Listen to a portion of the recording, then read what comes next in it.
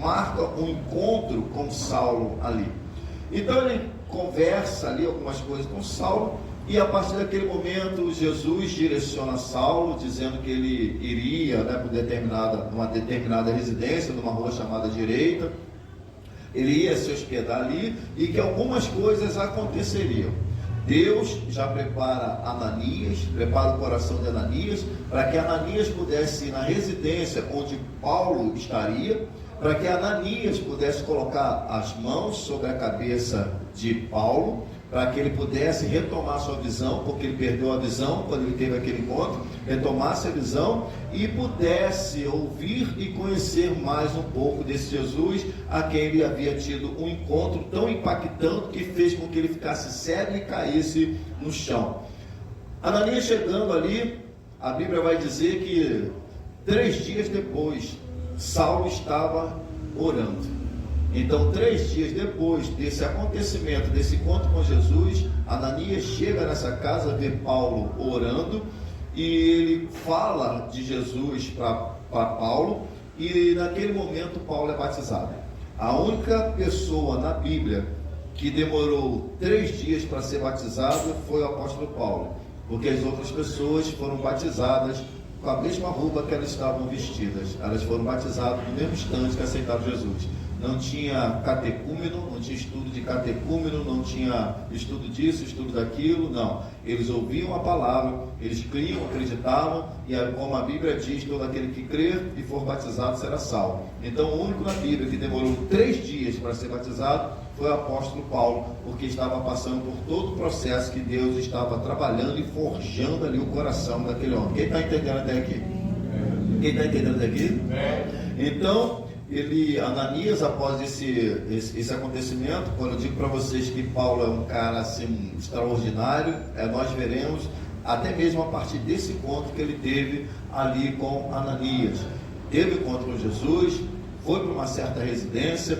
3 dias depois aparece o homem de Deus e põe as mãos sobre ele, ele enxerga, ele deseja o batismo, ele é batizado, e ali mesmo, naquele local onde ele conheceu Jesus, naquela cidade onde ele conheceu Jesus, 3 dias depois foi batizado, ele começa a ser um missionário da palavra de Deus. Porque isso tem, nós estamos falando de quanto tempo, gente?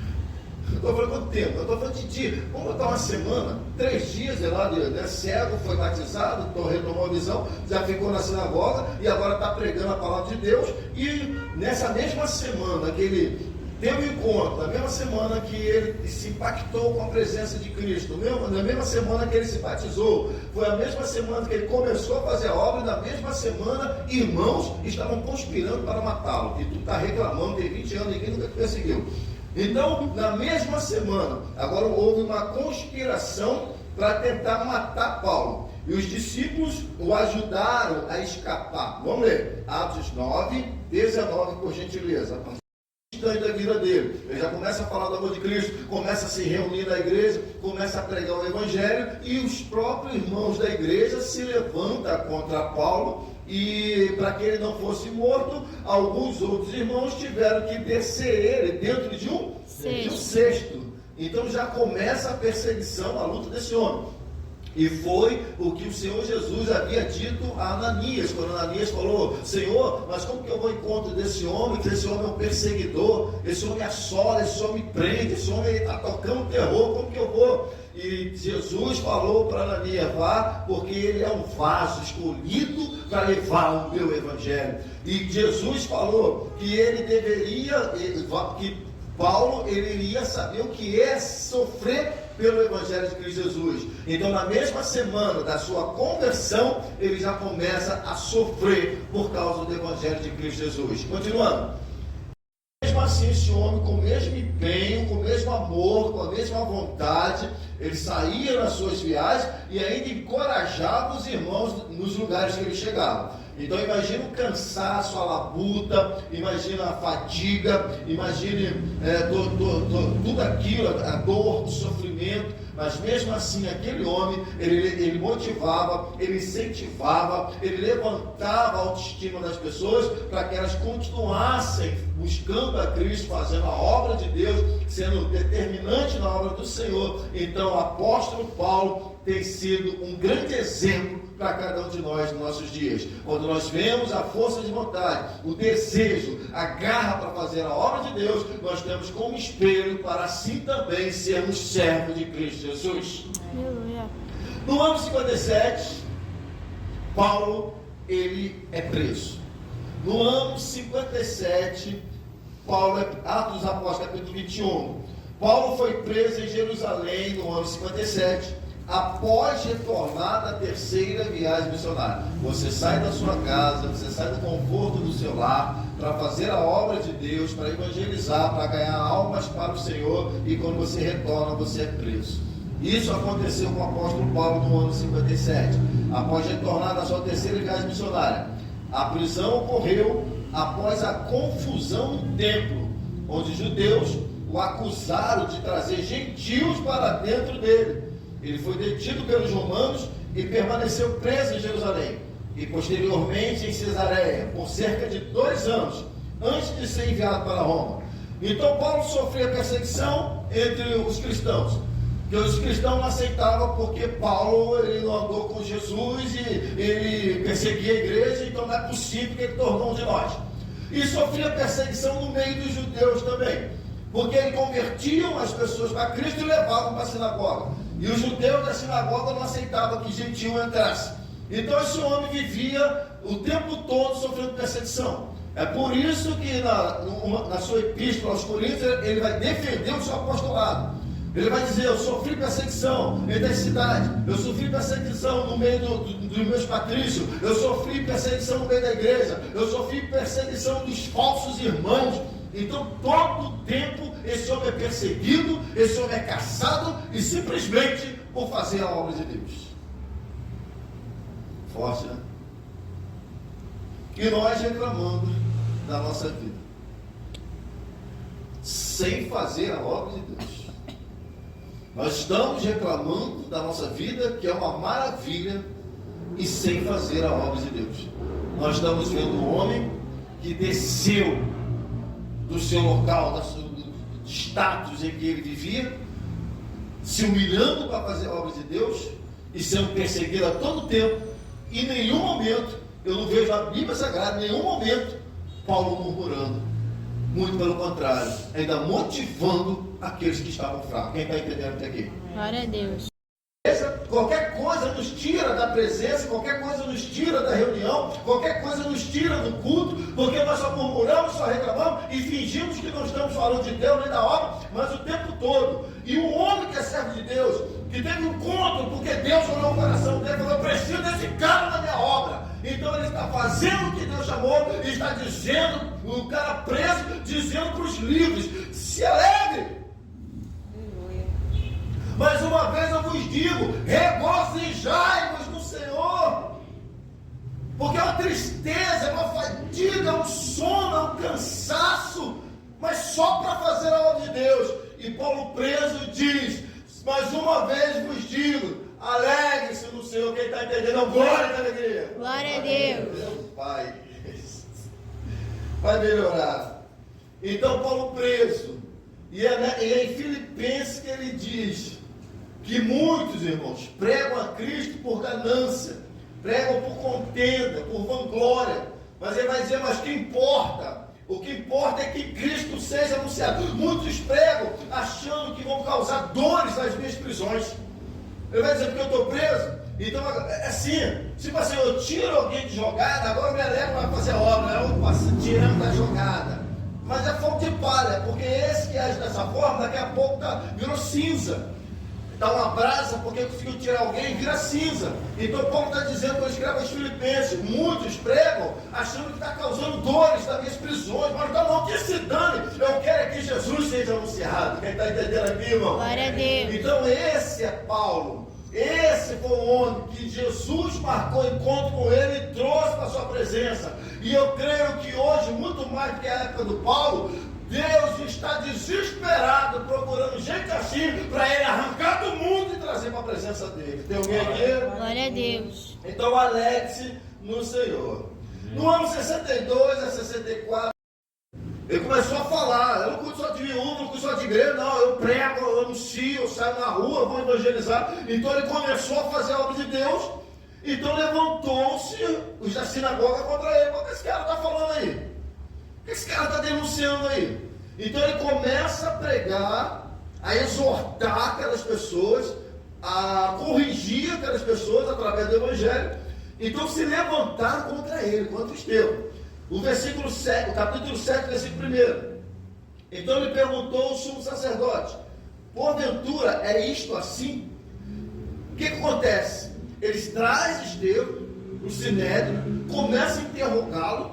Por que ele está fazendo aquilo? Por que ele está pregando daquela forma? Por que ele está exortando, desmostrando daquele jeito? Então Estevão começa a discorrer sobre a palavra de Deus. Ele vai de Abraão até Jesus. Então ele começa até mostrar para aqueles homens judeus, os da sinagoga, que os pais deles, o que os pais deles fizeram com os profetas, e dizendo o que eles fizeram com Jesus. Então ele começa a falar na cara daqueles homens, o que eles estavam fazendo com a palavra de Deus. Então Estevão se levantou com muita autoridade para aquela época, para poder exortar e falar sobre tudo aquilo que eles estavam fazendo em relação à obra de Deus. Quem está acompanhando até aqui? Glória a Deus. Então nesse ponto, deixa eu voltar, eu quero chegar nisso aqui, mas não quero falar isso aqui agora. Então vamos continuar. Então todo o capítulo 7, ele discorrendo sobre a palavra de Deus, exortando aqueles homens da sinagoga, falando sobre a obra messiânica de Jesus. E quando chega no versículo 54 do capítulo 7, vamos olhar aí, versículo 54, capítulo 7, 51, ele vai, o veredito final, ele diz: homens De duras cerviz. e que é dura servir? Só para dura servir, já consigo, não estou aqui de novo. Não se curva. De cervical, a cervical não se dobra, a cervical não se curva diante da autoridade de Deus. Então um diácono, ele se levanta com toda a autoridade, discorre sobre a palavra de Deus, fala o que os pais desses homens fizeram, o que eles fizeram, e no versículo 51 ele vai dizer: homens de duras cerviz e incircuncisos de coração e de ouvido. Quem é incircunciso de coração e de ouvido? Levanta no meio deles para poder jogar na cara deles quem eles são verdadeiramente. Está falando de quem? Sacerdote. Está falando de quem? Os escribas e fariseus. Está falando de quem? Está falando de quem? Está falando dos doutores da lei. Está falando daqueles da linhagem de Abraão, exortando na cara deles quem eles são. Quem está entendendo aqui? Agora entendeu isso aqui? Vamos lá. Continuando.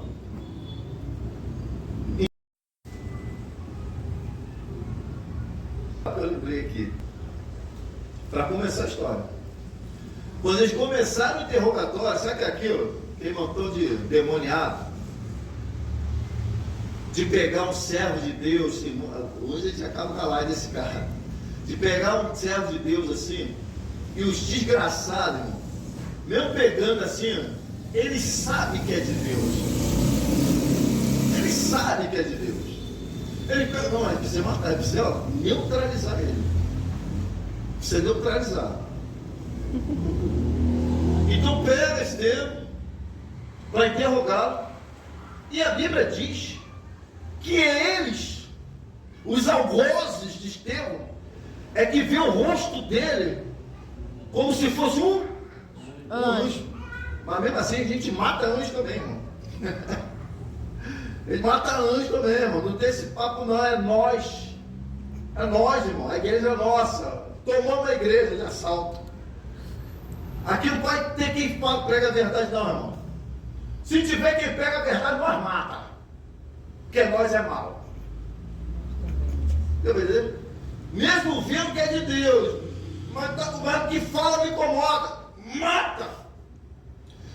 Mas o cara é de Deus, mas mata. Eles viram que era como anjo. E é por isso, voltando agora, no capítulo 7, no versículo 55, mas Estevão, cheio do Espírito Santo. Pô, vocês demoram a achar, né, irmão? Só fazer esse grupo, uma página só.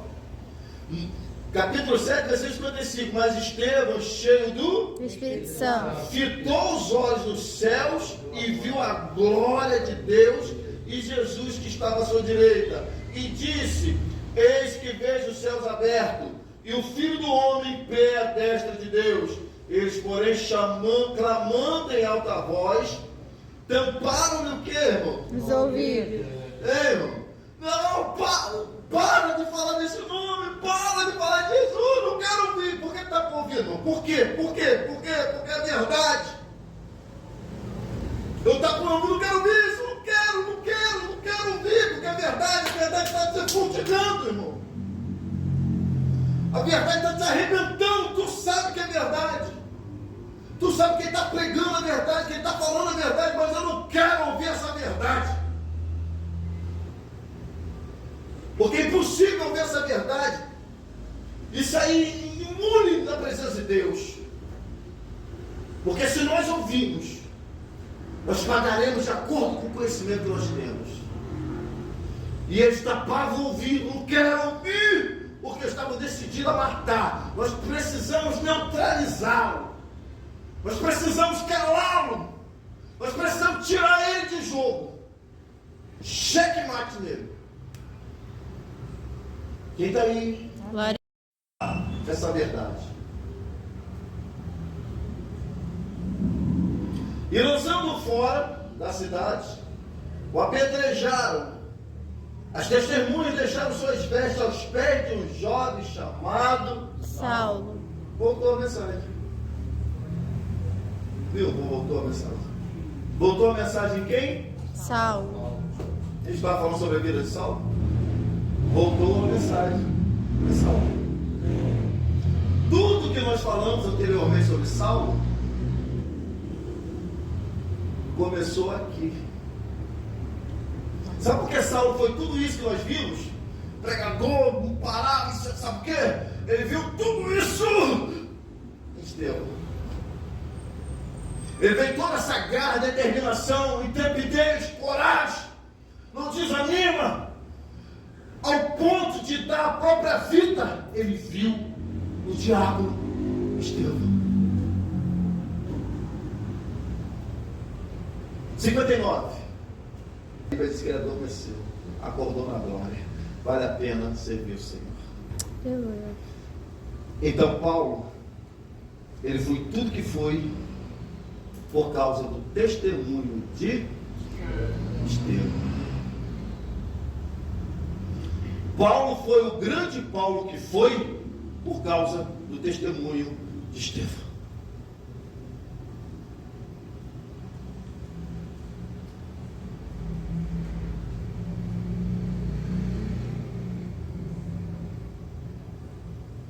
Lembra do encontro de Jesus com Estevão?